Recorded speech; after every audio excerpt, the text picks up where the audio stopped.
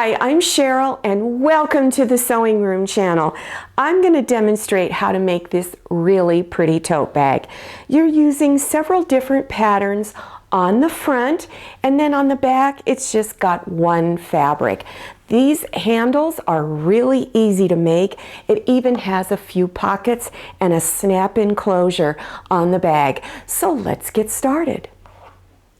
When you're selecting your fabrics, I recommend that you pick a heavier fabric like denim or decorator fabrics, which is my first choice because I love the decorator fabrics, or twill. Any type of heavy fabric is going to work really well in this particular tote bag. Now remember, I'm giving you 3 different options to make this bag. If you're a beginner, I would go with option A, in which the front and the back of the bag is one solid piece of fabric. So you're going to need 3/4 of a yard for the outside fabric, 3/4 of a yard for the lining inside, and then 1 yard of 20-inch wide heavy iron-on interfacing. Option B, you're going to need 1/2 yard of light printed fabric, 1/4 yard of dark printed fabric, 3/4 of a yard of lining, 1 yard of 20-inch wide iron-on interfacing. Now for option C, which is where you're going to use a quilt block in your bag. So I recommend instead of the interfacing, you use the cotton batting. You're still going to need 3/4 of a yard of the lining fabric and 3/4 of a yard of cotton fabric for the back of the bag and the straps. And your lining, no matter which selection you are making or option, I would pick a cotton fabric. If you have selected option C because you want to put one of your quilt blocks on the front, make sure that you still do your quilting stitches on the top to hold the layers of fabric together. So for this tote bag, you would put your quilt block and then the cotton batting underneath, do your quilting stitches. And then on the back, you would do the same thing, take your fabric for the bag and cotton batting and do your quilting stitches. Do not include the lining in the quilting stitches. That's going to be a separate piece. You also have the option on your straps to either use cotton batting or the heavy iron-on interfacing. Here is the layout to cut your fabric pieces out. This is the fold line of your fabric, and down here are the selvages. So you would leave your fabric folded. This is if you're going to use the same fabric on the front and back. You will need 2 16.5 inch squares, and you would cut it out up in here, not on the fold line, but near the fold line. Then you're going to cut 2 rectangles, 2.5 inches by 26 inches. You'll also need, and this is for all views, 2 16.5 inch squares of heavy iron-on interfacing and 1 2.5 inch by 26 inch piece of heavy iron-on interfacing. To make option B, where you're using these 4 different pieces of fabric, this is what you'll need to cut your fabric to. You'll need a 4.5 by 4.5 inch square, 2 4.5 by 12.5 inch rectangles, and 1 12.5 by 12.5 inch square. Now begin stitching the blocks together. So take the 4 by 4 square and the 4 by 12 rectangle up here. Bring front sides together, stitch 1/4 inch seam. Then down here, take these 2 pieces, bring front sides together, and stitch 1/4 inch seam along here. Then press your seams on the back side of the fabric. Then unfold it and press on top. And you're going to press this seam towards the dark fabric so that it's going towards this dark fabric, really important. And then when you're pressing this one, of course, press it on the back side. And you're going to press this seam here towards the dark fabric here. To stitch these two rows together, you're going to bring front sides together. And let me turn this so that you can see the next step a little better. You're going to match this seam right here first. The seam on the bottom should be going in the opposite direction than the one on top. And make sure once you match it up, put a pin to hold it in place. And you can also place pins along here. Then go ahead and stitch 1/4 inch seam along there. Then after stitching, press on the back side. Then unfold and press on top. And this time I just pressed this seam going towards the top of the bag, but it doesn't matter if it goes towards the top or the bottom of the bag. Just make sure it's all going in the same direction. The heavy iron-on interfacing is fused on the back side of both straps. So here is the front side, which is the prettier side. So you're going to put it on the back side. How you tell which is the correct side of the heavy iron-on interfacing is that it's shiny on one side, and that's where the glue is. So you would take that glue side and bring it face down on the back of your straps, and then with a damp cloth, I usually just keep a spray bottle with me at my ironing board, spray the cloth down or get it damp at your sink, and then with a hot iron with steam, you're going to hold this iron down in place for whatever your package says. It might say 8, 10, 12 seconds. Whatever it says, that's what you do, and then you would lift up and move it again until you have it all the way down your straps.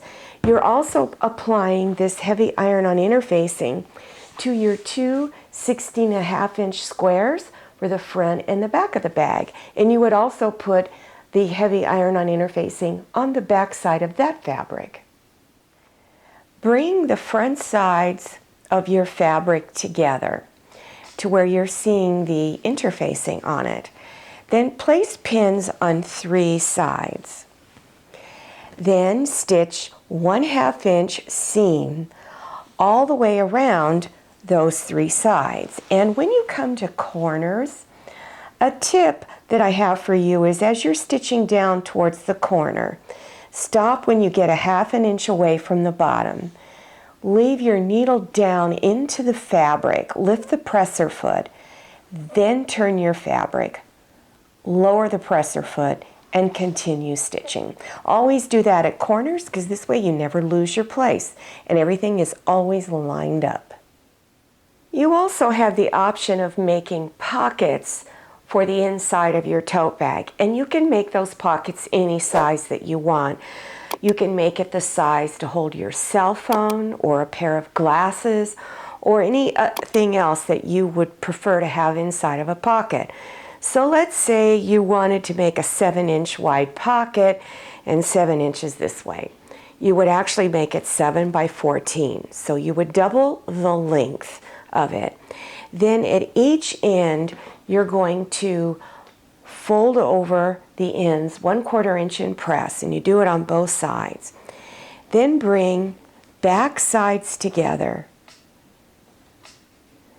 Place pins on this side and this side, and then stitch 1/4 inch along here.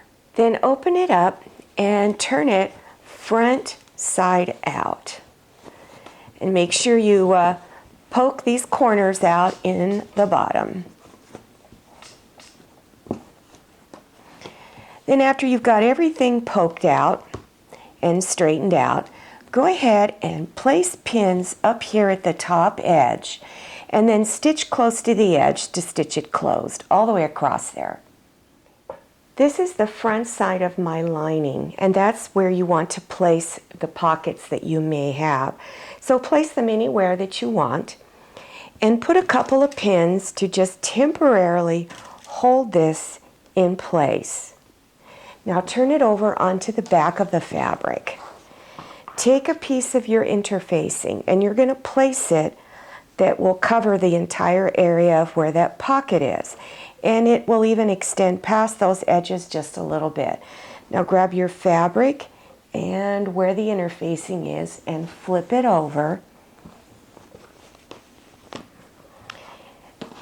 Then begin pinning through all of the layers, through the pocket, the lining, and the interfacing. And you're going to pin on 3 sides. You'll pin here, here, and here.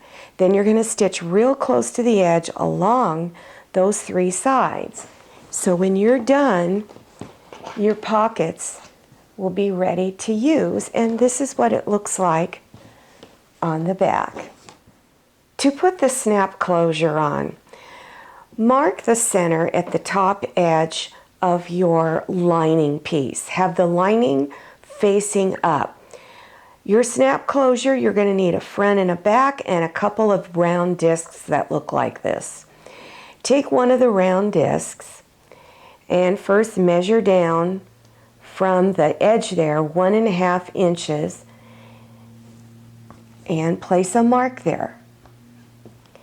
Take your round disc and place it right over that center mark. There's a circle in the center, so you should see your little dot there. And then mark inside of the other 2 openings on this to mark it.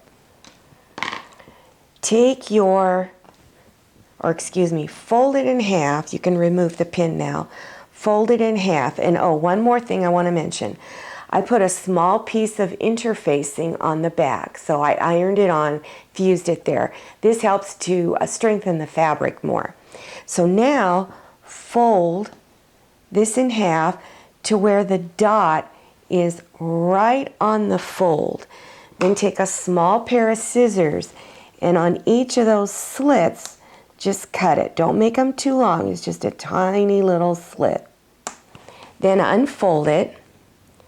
Take your snap and pushing it through from the front side, push it through those holes. After you've pushed it through, take your disc, place it over the top like that, and push these little prongs that stick out away from the center. And if you need to, you can always use a pair of pliers to push them down. And then you have one side of your snap on. So you would do the same thing for the other side of the bag, and then you have your snap closure. Now take both lining pieces and bring them front sides together. So the pockets are now together. And line up all of your edges. And you're going to place pins on both sides, here and here, placing pins along the edges. And then here, let me pull this over so you can see there, that's a little better. And then you're also going to place pins along the bottom, except you're going to leave an opening large enough for your hand to go through. So don't stitch over this opening. So stitch along the 2 sides over here and then part of the bottom on each side of the opening.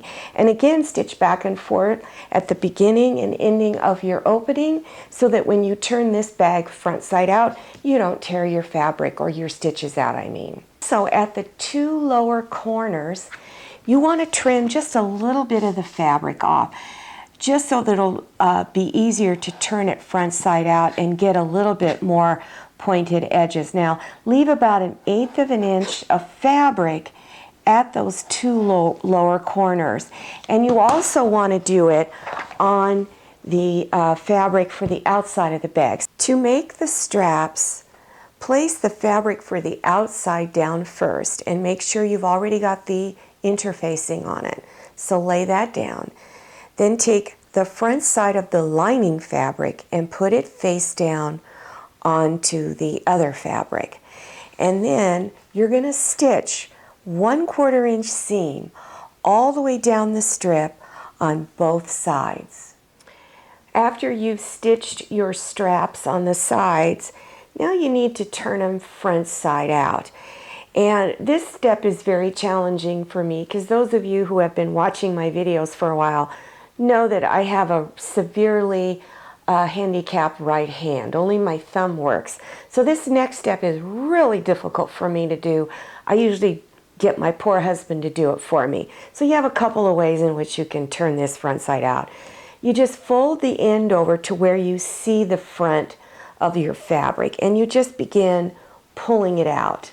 After you've turned your straps front side out, give them a good pressing it flat. Then on each side of the strap, stitch 1/8 of an inch from the seam edge here, all the way down on both sides. Then at each end of the strap, you're going to place a pin 4 inches from the end, right here. And then go to the other end and do the same thing, placing a pin 4 inches from the end. Then, having the lining side up, fold it in half and pin this all the way through, and go to the other end and do the same thing, pinning it all the way through. And at your sewing machine, you're going to start stitching from where the pin is, and you're going to stitch right over that previous line of stitching that you just did. And you're going to keep bringing these edges together and stitching all the way down, and you're going to stop at this pin. When you're done, it's going to look like this. This is the lining side, and this is the top side. To attach the straps, you're going to measure 3.5 inches from the side seam over and place one side of your strap there and place a couple of pins to hold it there. Go to the other side and do the same thing, 3.5 inches in, placing pins to hold it. And you have the lining side up of your straps. Then stitch real close to the edge over here just to temporarily hold it there in place. And then you would go ahead and put the strap on the other side of the bag. Take the fabric for the outside of the bag and you're going to place it inside of the lining. So here is the front side of my lining, and this is the front side of the outside of the bag. And they should be facing each other as you're tucking them in. And make sure you tuck the straps in there too. Pin the lining to the upper edge of the bag and make sure you match the seams first and open the seams up on the outside and inside. So pin it all the way around that top edge. Now let's go to my sewing machine and I'll show you how to place it into your machine. If you have any type of storage compartment around the arm of your sewing machine, remove that because it's going to be easier to insert the bag under and over the arm.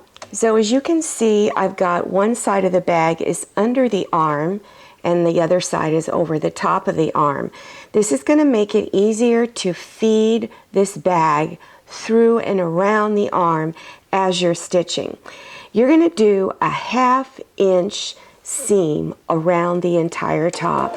So just begin stitching 1/2 inch. And when you need to adjust it, it's really easy to pull this up a little bit more and push that under. And you would just continue stitching, adjusting the bag as you go along. When it comes to stitching over the straps, make sure you go back and forth a few times because that is a stress area. So you want to have extra stitching there so that it won't pull off.